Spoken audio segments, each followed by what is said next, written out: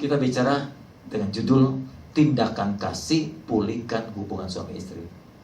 Oke, saya tanya di antara saudara saya, siapa yang sudah berumah tangga? Angkat tangan. Siapa yang sudah menikah di atas 2 tahun? Oke.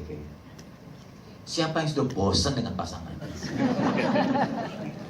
Siapa yang menyesal menikah? Saya banyak nyindir ya, ibu bapak jangan sakit hati ya. Ini gaya khotbah saya begini. Kadang-kadang saya tanya begitu. Ya mungkin tiap pendeta punya gaya sendiri. Jadi jangan sakit hati kalau saya tanya. Selama 40 tahun saya jadi gembala sidang, tidak sedikit terutama istri yang melaporkan sakit hatinya atas perlakuan suami. Munculnya khotbah ini itu. Latar belakangnya adalah begitu banyak pasangan dilukai. Sehingga saya berpikir, bagaimana menyembuhkannya? Bagaimana memulihkan?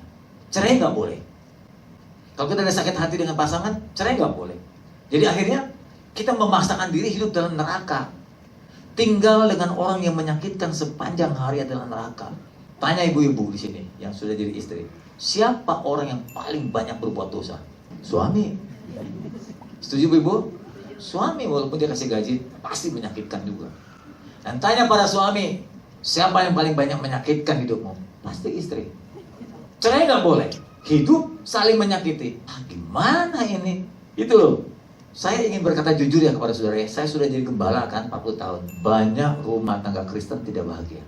Ada banyak orang terpaksa hidup bersama karena perintah Tuhan tidak boleh bercerai. Andai kata, maaf Bapak Ibu, Bapak-bapak saya tanya, andai kata kekristenan membolehkan seorang laki-laki menikah lebih dari satu istri, apakah Anda akan menikah lebih dari satu? Andai kata dibolehkan kita punya istri lebih dari satu, apakah bapak-bapak akan menikah lebih dari satu istri? Kita mengatakan kita monogami, pernikahan Kristen monogami. Rusuk dari satu kembali kepada satu, kan logikanya begitu. Waktu Adam diambil rusuknya satu, kembalinya satu. Jangan diambil satu, masukin 3. Dengan 1 per 1, atau 1 dengan 1, banyak saling melukai. Nggak ada cadangan lagi yang lain. Pada kenyataannya, perceraian atau angka perceraian dalam kekristenan makin bertambah Bapak Ibu. 15 tahun saya menikah dalam menjadi gembala, saya jarang dengar jemaat saya sendiri bercerai. Tapi setelah di atas 20 tahun, sudah beberapa pasangan pernikahan yang saya berkati bercerai. Saya sakit hati banget. Bagaimana tidak? Waktu mereka mau menikah, mereka datang sama saya. Setelah jalan beberapa tahun, mereka sudah nggak bersama lagi. Lalu mereka berkata, kami udah cerai Pak. Kapan? Saya bilang, ya 3-4 bulan lalu. Gimana caranya? Saya datang sendiri Pak ke pengadilan. Soalnya langsung ngomel. Saya bilang, dulu kalian mau menikah datang sama saya. Kalian mau cerai sekarang, kalian nggak datang sama saya. Jalan sendiri. Tahu begitu kalau kalian mau bercerai, lebih baik dari dulu tahan pernah aku berkati. Kalau memang punya niat ingin bercerai, lebih baik jangan menikah. Kalau sudah menikah, bersumpah dong. Berkomitmen untuk tetap bersama. Bagaimana Pak bersama saling menyakitkan? Nah, inilah jalan keluarnya. Lakukan tindakan kasih. Jangan cuma bisa ngomong, jangan cuma berteori atau mengikuti seminar, tapi nggak pernah bertindak. Tindakan kasih nggak terlalu sulit. Nanti Anda lihat uraian saya. Saya selalu khotbah dengan gampang, sederhana, gampang dimengerti. Tindakan dan perintahnya pun sederhana, mudah ditaati. Tindakan kasih itu akan memulihkan. Sudah terlalu lama dan terlalu banyak rumah tangga luka, sakit hati. Jika diberi kebebasan, mungkin masing-masing mau tinggal sendiri daripada hidup bersama dengan pasangannya. Ada seorang pengarang buku, membuat buku dengan judul ini, How to Change Our Wife on 30 Days. Bagaimana caranya mengubah istri dalam waktu 30 hari. Dijual buku ini, seminggu jual, laku jutaan eksemplar. Pertanyaannya yang beli siapa? Suami. Jadi pengarang ini melihat bahwa banyak istri bermasalah, bagaimana mengubahnya dalam 30 hari. Dia karang buku itu. Wah, suami berbondong datang ke Gramedia, beli buku ini. Jutaan lakunya, karena rumahnya jutaan istri bermasalah. Ternyata si pengarang buku itu sadar, salah judul. Isinya betul. Judulnya diperbaiki, direvisi, dicetak ulang. Judulnya yang benar ini, How to Change Our Life. Bukan wife, salah cetak sebetulnya. Diperbaiki, jual lagi, cuma laku 2. Kalau judulnya tidak berhubungan dengan istri, masalah istri nggak ada yang mau beli. Apa maksudnya dari judul ini? Maksudnya adalah How to Change Our Life. Ini artinya banyak istri bikin masalah. Gitu kan ya, setuju ya? Tapi stop, belum titik, masih koma. Banyak suami juga bermasalah. Gitu ya, kurang lebih ya. Makanya buku ini laku. Tapi setelah dibuka atau masa direvisi judulnya, bukan yang diubah istri, tapi kehidupan kita sebetulnya. Pada dasarnya maaf nih, saya juga alami hal yang sama. Bukan cuma saudara, pendeta juga bermasalah dalam rumah tangga. Siapa yang bilang suci? Saya menyesuaikan diri dengan istri itu lama loh, gak gampang. Istri saya itu campuran. Mamanya Batak, papanya Hokkien, Chinese. Jadi dia campuran Chinese Batak. Cakep. Terus saya Konghu dan Hakka, campuran juga. Terus nikah, udah tambah campur. Nah, waktu kita menikah bermasalah. Tesnya makan aja berubah. Saya kan Chinese asli. Konghu dengan Hakka kan pasti Chinese asli. Mama saya juru masak terhebat di dunia. Masaknya enak. Ketemu sama istri yang gaya makanannya beda. Waktu pacaran sih kita sikat semua. Waktu pacaran dia kasih jengkol saya makan. Padahal saya nggak suka. Udah nih gak kasih jengkol saya tolak. Pacaran takut diputusin. Karena makanan aja jadi persoalan. Menyesuaikan diri nggak gampang. Belum kebiasaan-kebiasaan lain. Jadi sebenarnya benturan banyak terjadi. Jadi persoalan selalu ada. Bagaimana menyesuaikan diri dengan pasangan kita itu persoalan penting ibu bapak. Itu butuh waktu. Tidak ada pernikahan menikah langsung bahagia. Nah, butuh waktu. Yang harus diubah biasanya kita selalu berkata kamu yang harus diubah. Betul para suami? Harus diubah siapa? Istri. Yang harus diubah suami. Betul kan para istri? Iya. Ya udah lu berantem aja nanti terus. Istri berkata suami saya dirubah. Suami pelit lah, suami kasar lah, suami tidak ini nih loh, perasaannya, kepekaannya itu tebel banget, nggak tipis, nggak peka gitu, nggak ngerti.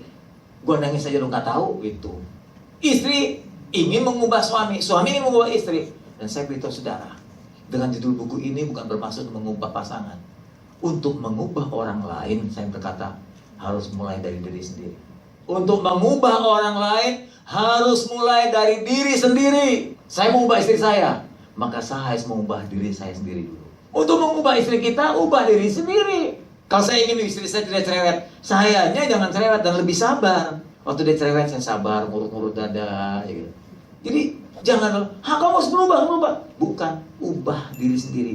Nanti dia berubah dengan sendiri karena melihat perubahan saya. Kita kan egois, rata-rata egois. Kalau kita mau ubah pasangan, kita tujuk dia, kita tuntut dia.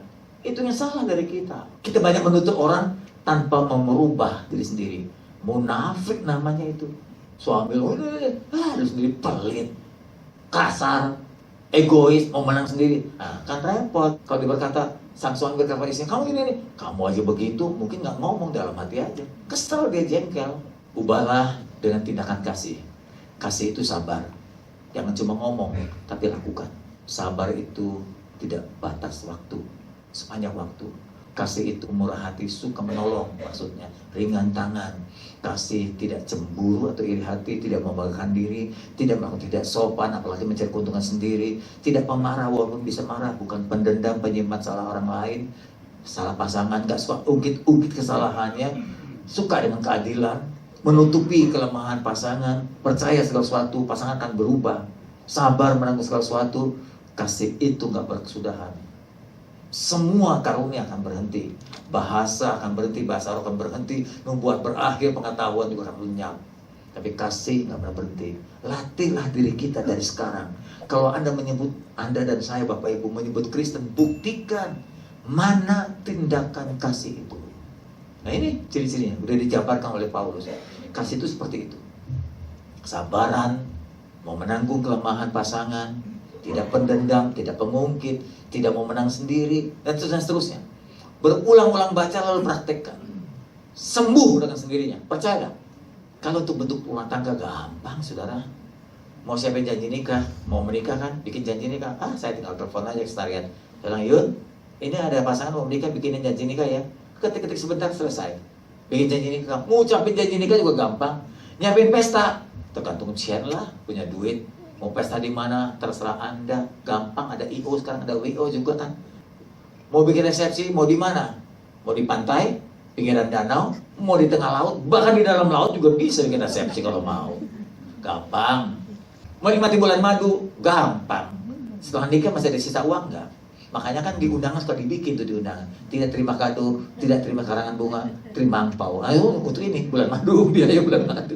Terus kedua, Tergantung dari cuti bos. Bos kasih cuti berapa? 3 hari seminggu?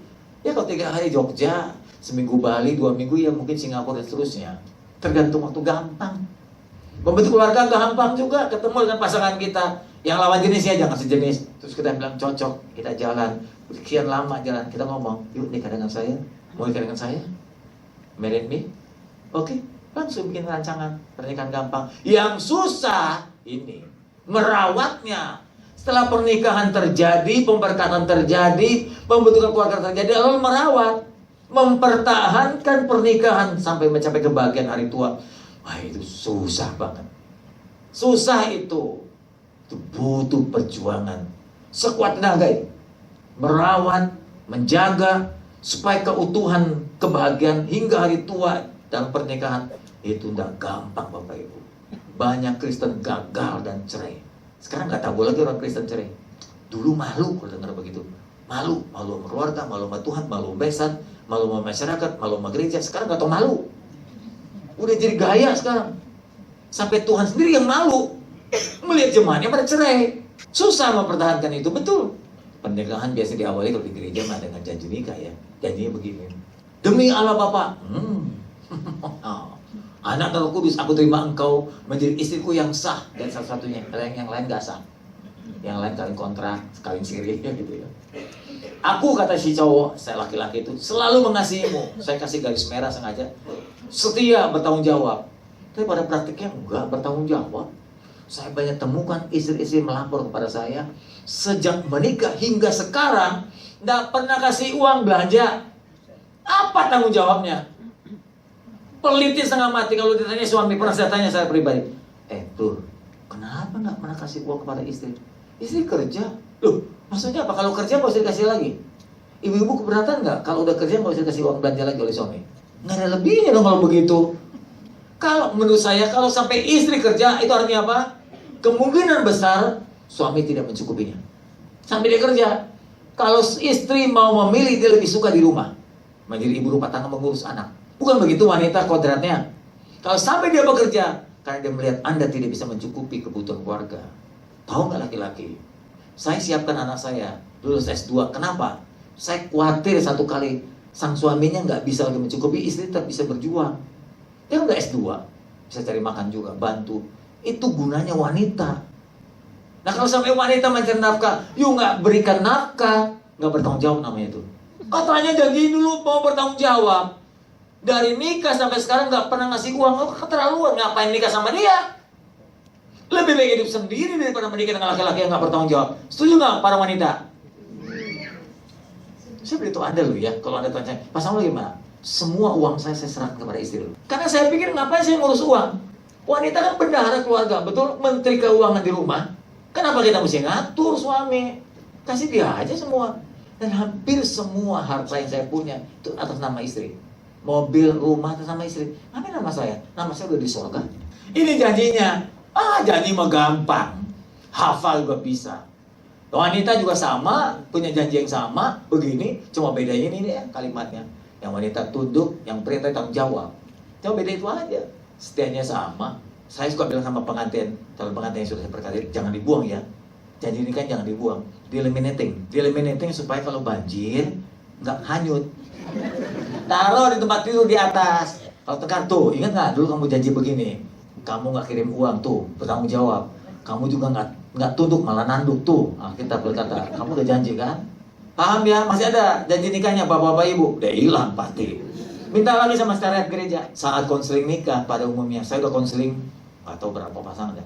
Namanya gembala. Sebelum menikah kan di konseling dulu, dibikin bimbingan pranikah. Biasanya saya kasih formulir dengan 100 pertanyaan. Salah satunya gaji berapa, bagaimana kamu kenal dia, kenapa kamu mau terima dia, apa sih kelemahannya, apa sih kelebihannya, itu saya tanyakan di konseling.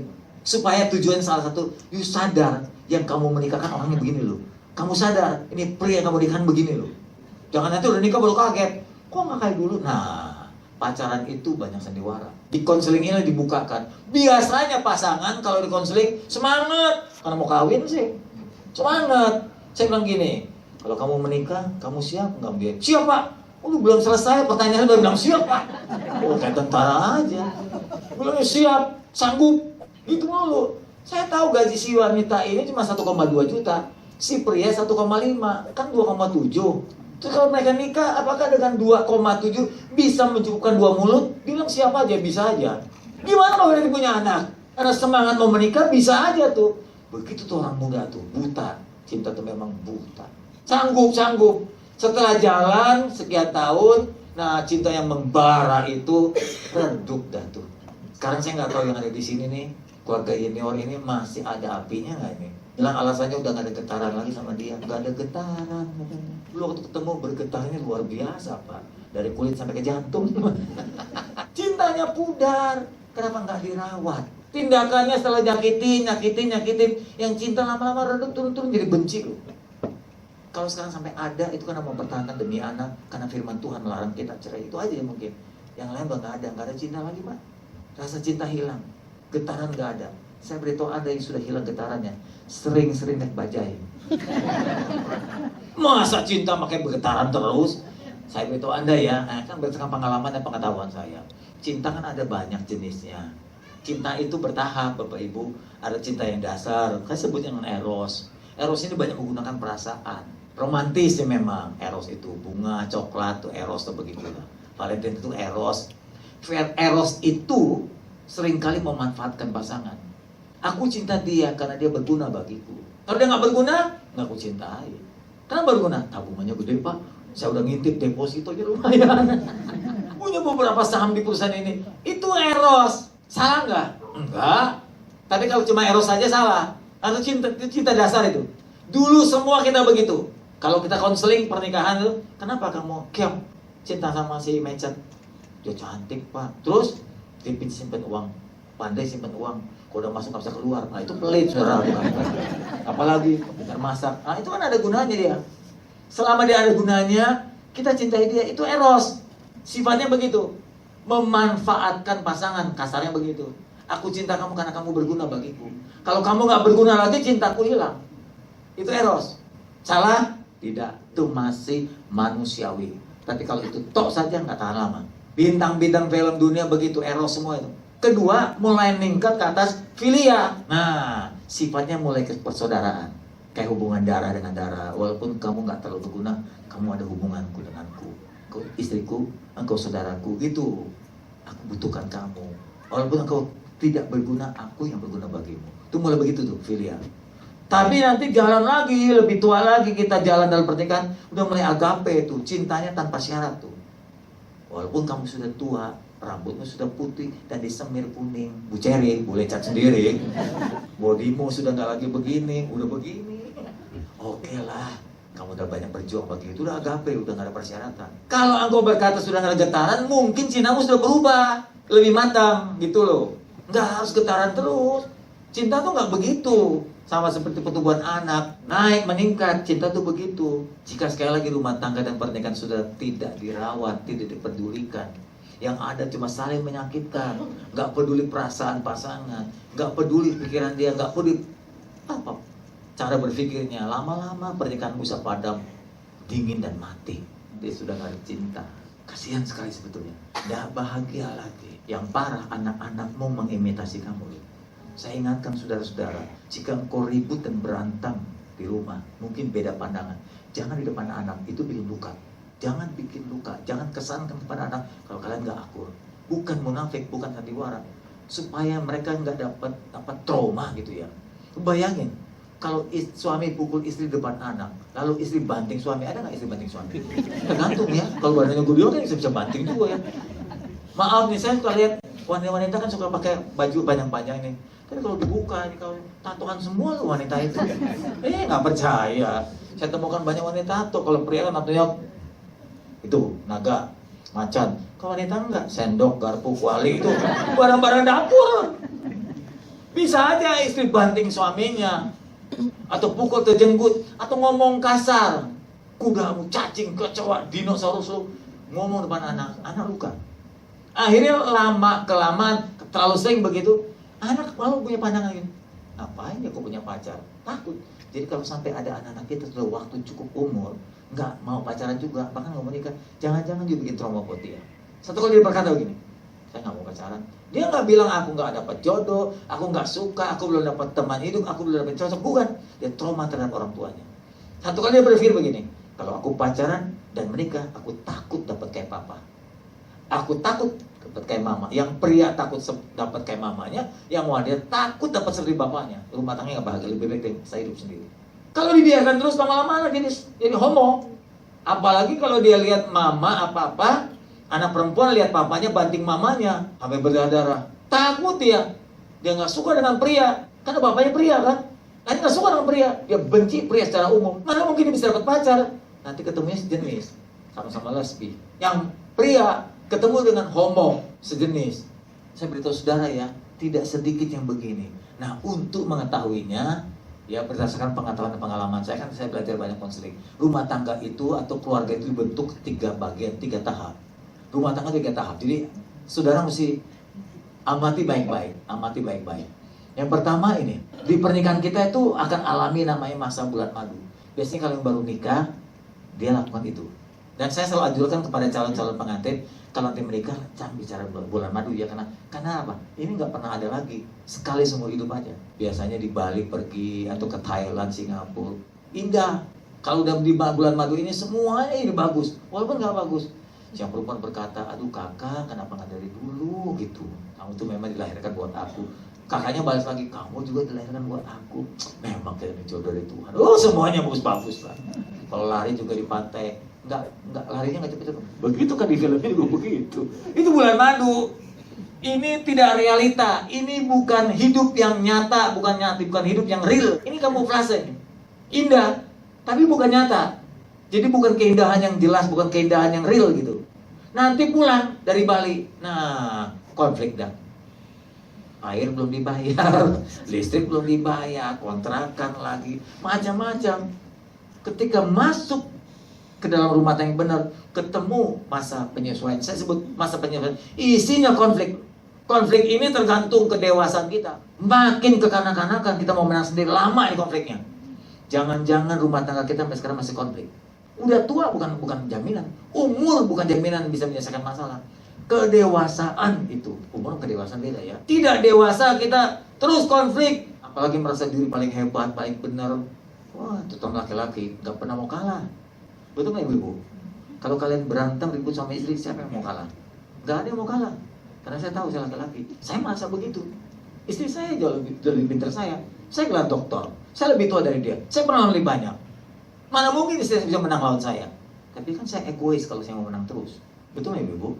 Saya tahu ya saya egois juga, maka saya mesti bertobat. Walaupun saya udah pendeta. Dulu banyak saya rasa, waduh saya banyak lukai istri saya. Tanpa sengaja, tanpa punya rencana. Sifat saya membuat melukai istri saya. Sejak saya mengamati terus rumah tangga ini, saya mesti bertobat.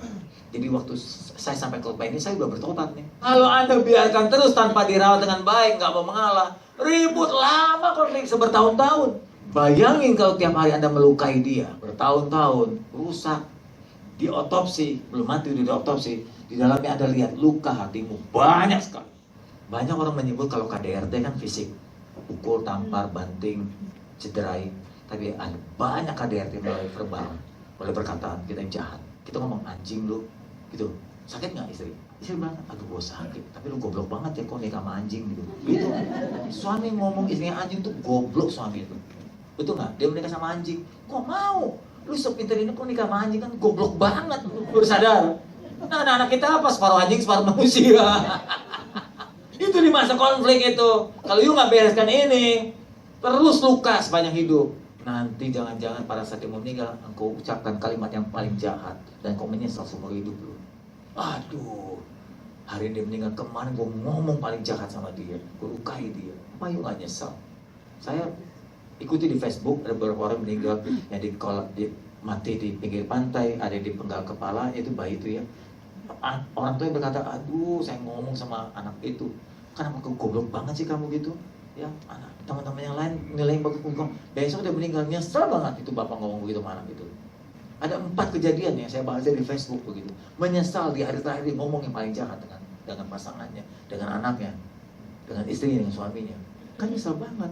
Kenapa sih nggak tiap hari kata-kata yang manis, kata-kata yang manis, tindakan yang indah gitu? Kenapa sih? Kan kita bisa begitu. Kenapa mesti lukai orang yang paling dekat dengan kita? Masuk ke konflik, dari konflik ke dewasa.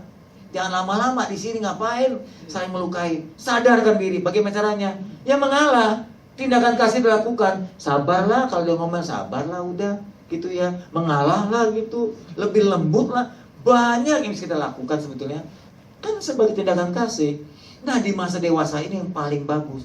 Kalau dibanding masa dewasa dengan masa bulan madu, jauh lebih bagus masa dewasa. Di masa dewasa nggak ada sandiwara. Ini sandiwara nih bulan madu mah, pura-pura. Bukan yang nyata, bukan yang sesungguhnya. Kesandung batu diomelin. Nah, sakit jiwa kita. Itu sandiwara itu. Tapi kalau di masa dewasa kesandung, kok kesandung? Ayo batu ini sikarin. Kamu lewat lagi. Nah, kan nggak kesandung gitu. Itu masa dewasa. Nggak ada sandiwara. Nggak perlu mencurigai pasangan di sini. Semua apa adanya. Saya beritahu Anda, kalau di masa tua begini, masa dewasa begini, satu mati, yang satu nggak lama meninggal lagi. Nggak tahan dia. Karena pasangannya selama ini 50 tahun hidup bersama dia, udah nggak ada lagi. Bahkan nggak ada gantinya. Bagaimana gantinya? Walaupun sama cantiknya, sama pinternya, tapi kan pengalamannya 50 tahun udah nggak bisa diulang. Dia kehilangan banget. Tapi kalau di bulan madu, 3 bulan menikah, setahun menikah, lalu meninggal, nikah lagi nih, cepet banget, 3 minggu pasti nikah lagi. Karena nggak rasa belonging, rasa kepemilikannya baru sebentar, dangkal. Ini dangkal walaupun bulan madu, tapi masa ini paling indah. Nah, usahakan rumah tangga kita memasuki masa dewasa. Ini bisa seumur hidup ini, seumur hidup itu. Itu paling indah. Pernikahan 50 tahun bisa mencapai pernikahan apa? Emas ya. Itu hebat banget. Saya baru ke 31, mau masuk 32. Masih butuh waktu 20 tahun lagi baru saya mencapai pernikahan emas. Di masa penyesuaian atau konflik itu, penyesuaian isinya konflik sebetulnya. Rumah tangga itu yang merawat keluarganya itu sering melampiaskan kepada pasangannya. Selalu pasangannya dianggap salah terus, nggak pernah diri sendiri. Maaf ya, ini sekalian kasih kesaksian. Selalu kita bilang, saya benar, kamu salah. Saya benar, kamu salah. Besok begitu. Kamu salah, saya benar. Hari ini, saya benar, kamu salah. Besok, kamu salah, saya benar. Gitu. Gak pernah dia benar, kita terus yang benar. Pasangan kita berbuat apapun selalu salah di mata kita. Dia buat salah, tak salah. Dia buat benar, tetap salah. Sampai dia bisa ngomong, kok herannya depan kamu tuh apa saja salah. Ada masa gitu nggak? Semua kerugian, semua masalah, musibah yang muncul, sumbernya hilang pasangan. Wah, nikah malu, ciong. Nikah malu, sial. Apa saja salah, apa saja bangkrut, apa aja rugi. Lu siapa sih, kucing? Pantes gua anjing, lu berantem lu kita. Orang Tionghoa masih percaya dengan sio-sio. Anda tahu nggak artinya sio? Bahasa Indonesia terjemahkan. Saya orang Tionghoa, saya Kongo, mama saya Hakka. Saya penasaran, saya ke Gramedia beli buku, baca tradisi Tionghoa. Saya temukan kaget. Ditulis begini, sio itu artinya serupa. Matilah kita. Yang sio monyet serupa sama monyet lu kalau begitu. Yang sio babi sama dengan babi. Karena sio itu artinya serupa. Maaf ya. Jangan lagi bersandarkan nasib dan masa depan saudara dengan sio. Kita sionya cuma ada Yesus. Aduh, kok pernikahan disandarkan pada sio? Kita kan segambar serupa dengan Yesus. Makanya Yesus bilang, akhirnya keluarga penuh dengan pertengkaran, keluarga penuh dengan luka batin. Tinggal tunggu waktu. Pasti bom satu kali meledak. Tak, tak, tak, bum, meledak. Cerai. Itu. Jangan katakan lagi saya hidup denganmu. Begini kan keluarga Kristen? Karena nggak dirawat. Karena nggak ada tindakan kasih. Saya nyesel Pak, saya salah pilih wanita yang saya inginkan, wanita yang tunduk. Pilih yang goblok. Pilih wanita yang bodoh pasti tunduk. Yang nggak sekolah sama sekali itu pasti nunduk tuh. Karena dia nggak tahu apa. Tapi Anda mau nggak punya istri nggak tahu apa-apa? Nggak mau Pak, saya mau punya istri yang pinter Pak. Kalau pinter dia pasti suka melawan. Istri yang pinter itu cenderung memberikan usulan, memberikan tanggapan, memberikan saran, jangan dianggap sebagai perlawanan. Istri saya pintar. Anak saya apalagi? Wah, saya sekarang nggak boleh ngomong sembarang anak saya. Udah master semua. Saya bilang gini, Papa nggak bisa gini. Oh ya? Dulu kalau saya apa ya ngomong ya? Papa artinya kepala keluarga. Ini raja nih dalam rumah, nggak bisa sekarang. Nggak bisa lagi yang begituan. Nggak zaman lagi sekarang. Anaknya sekarang udah milenial. Pikirannya hampir sama dengan kita. Wawasannya juga luas. Kita yang tua malah gatek. Gagap teknologi. Wanita pintar cenderung seringkali tidak sepaham dengan kita. Siap-siap pria-pria, jangan bilang kurang ajar kamu ya. Bukan penolong-penodong, peronggong. Wanita pintar begitu. Pak, saya ingin yang cantik. Perlu modal. Setuju wanita? Kita semir rambut aja perlu biaya, betul nggak Bu? Pedicure juga perlu biaya. Jadi kalau ingin wanita cantik, ada dana cadangan. Ada maksudnya dong. Dia mau cantik, mana mungkin kalau nggak mau keluar masuk salon, nggak mungkin. Ibu setuju dalam hal ini ya. Jadi cantiknya ada di sini cantik salon, bukan alam. Makin kurang biaya, makin jelek dia. Makin besar biaya, makin cantik dia. Bilang begitu, jangan takut. Mari selamatkan keluargamu. Yang luka pasti sembuh. Api saja lama-lama bisa padam walaupun tanpa disiram. Saya pikir juga keluarga kita harus selamatkan. Lakukanlah tindakan kasih, pasti sembuh, pasti sembuh. Manusia itu nggak sempurna, betul. Karena tidak sempurna, kita bisa maklumi dia. Solusi dan mencegah atau mungkin memulihkan keluarga itu langkahnya sederhana sekali. Maklumilah kelemahan pasangan kita, nggak sempurna kok dia. Saya juga nggak sempurna. Udahlah, cincailah. Pernah dengar kata cincailah? Maklumilah, mengertilah. Apalagi? Sabar. Terimalah dia apa adanya, itu cincailah. Itu bahasa apa sih? Tionghoa, Hakka, Hokian ya, betul ya? Oke, saya nggak ngerti nih, saya cuma dapat nyontek aja. Cincailah, udah gitu. Kalau dia pelit, dia cerewet, cincailah. Dari diri sendiri mulai ya, ingat ya, rela korban tuh pasangannya, begitulah tindakan kita. Nah, saya mau beritahu saudara, kalau ada 10 orang penting dalam hidup saudara, ada suruh buang 5, yang mana buang? Ada orang tua, papa mama, mertua, papa mama, sahabat, bos, anak, terus apa lagi? Istri, terus apa lagi? Teman. Nah, yang kita buang yang mana tuh? Mertua. Lu masa ngomong gue tahu. Mertua yang pertama. Aduh, ibu-ibu mertua, nanti tuh dibenci sama mantu, heran ya. Yang kedua baru mantu kita buang. Mertua dibuang, papa mama dibuang. Terus kemudian mantu dibuang, pria wanita udah 4 ya. Terus apa lagi? Bos mungkin ya, paling nyakitin bro. Bos juga buang. Tinggal 5 kan? Dari 5 kita buang 3. Siapa kita buang? Teman dibuang, anak dicoret lah ya. Anda tahu sisa yang terakhir, sisakan 1. Itu pasangan. Saya harus berkata kepada saudara, sudah banyak orang-orang yang mau meninggal, saya layani di ruang ICU. Orang yang paling menemani Anda sampai menutup mata itu pasanganmu. Kalau engkau suami, maka istrimu yang ada di samping saat engkau menghembuskan nafas terakhir. Kalau engkau seorang istri, suamimu yang ada di samping. Itu kalau suami istri itu ada bertanggung jawab. Tidak ada yang lain. Mertuamu mungkin jauh tinggalnya, anak mungkin tinggal luar negeri. Butuh waktu 1-2 hari itu datang melihat engkau. Dan ketika dia datang, nafasnya sudah terhembus. Tapi orang yang ada di sampingmu adalah pasanganmu. Dengar baik-baik, pasanganmu begitu penting. Bilang istri pada suaminya, lu sekarang gagah ya, ya nanti lu lihat lu. Lu udah stroke, gua terus roda, gua dorong ke jurang. Makanya jangan sombong pria-pria, sekarang masih gagah, ngatain istri saya enaknya begitu. Sampai-sampai maaf, saya punya pandangan gini. Boleh nggak sih orang Kristen cerai? Tergantung. Kan Alkitab bilang kalau perzinahan, kan ada tulis begitu, walaupun itu perlu konseling panjang. Yang kedua, kalau KDRT berlebihan, sampai bisa menghilangkan nyawa pasangannya itu bisa diceraikan. Ini perkiraan aja. Kalau sampai sang suami mukuli istri seringkali, hampir mau mati istrinya, boleh nggak cerai? Lu yang ngomong, lu bukan gua ya. Lu yang ngomong, bukan gua. Tapi saya nggak setuju kalau tinggal terus dengan orang yang suka membunuh, apa disebutnya? Psikopat. Psikopat itu bukan suami, itu monster itu. Itu iblis itu. Jangan menikah dengan dia. Kalau sampai ada seorang laki-laki psikopat menyiksa istri begitu rupa, saya nggak pernah lihat seorang istri dianiaya. Waktu itu dibesuk oleh teman saya, dilempar piring, belah loh mukanya. Banjir darah, pintu sengaja dikunci. Dia bisa tertawa di tengah-tengah penderitaan istri, nggak dibawa ke rumah sakit. Gila nggak itu suami? Ngapain tinggal dengan dia? Harus dipisahkan daripada dia mati di tangan suaminya, betul nggak? Jangan bilang, jangan Kristen. Psikopat itu bukan Kristen, belum bertobat itu. Dan seorang psikopat itu bisa bersandiwara bertahun-tahun loh. Anak saya itu ahli konseling. Dia bilang psikopat itu penyakit jiwa apa? Sulit disembuhkan. Mungkin bisa, tapi sulit disembuhkan. Ngapain tinggal mempertaruhkan nyawa dengan suami psikopat? Gila itu. Nah, keputusan terhadap saudara, bukan saya yang bilang. Tapi kalau sampai ada laki-laki menganiaya begitu rupa, jangan tinggal bersama dengan dia. Daripada mati di tangan dia, sia-sia. Lihat di TV berapa puluh orang wanita yang mati di tangan suami seperti itu. Laporkan polisi aja. Dan sebaliknya, pasangan yang paling baik selalu mendampingi kita sampai kita hembuskan nafas terakhir. Tidak ada yang lebih berharga daripada pasangan kita. Serius Bapak Ibu. cintailah dia selama dia masih ada di samping kita. Di akhir masa tua kita yang tersisa cuma ada satu pendamping kita, istri atau suami.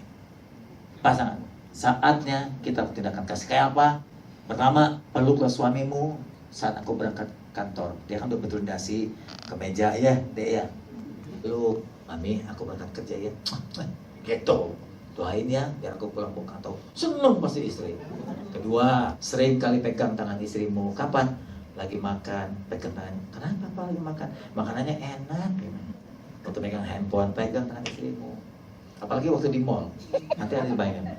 Waktu di mall, jalan, pegang tangan istrimu. Supaya nggak belanjanya lewat batas. Coba tanya para istri, saya tanya para istri. Kalau you dipegang di mall, ini siapa? Pacar? Suami? Suami siapa? Tanya doang. Suamimu kan ya? Kalau kau dipegang di mall, lagi jalan pegang, apa rasanya? Apa artinya? Jangan belanja banyak-banyak. Ini sungguh-sungguh. Apa artinya bagimu? Ibu dipegang suami di mall, apa arti bagi ibu? Diperhatikan. Ini suami, kalau dipegang oleh tangan suami di mall, apa artinya bagi ibu? Tuh lewat. Betapa berartinya pegangan tangan itu. Betul Bu? Ini Bapak masih dipegang. Kan punya hati sendiri ya Bu. Ibu udah seumur ini, aku di mall pegang sama Bapak, apa artinya? Bapak masih sayang kan? Peganglah tangan dia. Kita aja perlu tangan Roh Kudus, peganglah tanganku Roh Kudus. Begitu. Yang ketiga, sering-sering ngomong I love you lah. Kakek udah tua begini. Enggak kok, ngomong aku cinta kamu, aku butuh kamu. Dari kamu aku mati dah. Ngomonglah. Terus kecuplah sebelum dia tidur. Dia selamat tidur, mimpi indah ya. Ya nggak apa-apa, mulai. Memang tumben, mulailah. Ada kamu tuh tumben.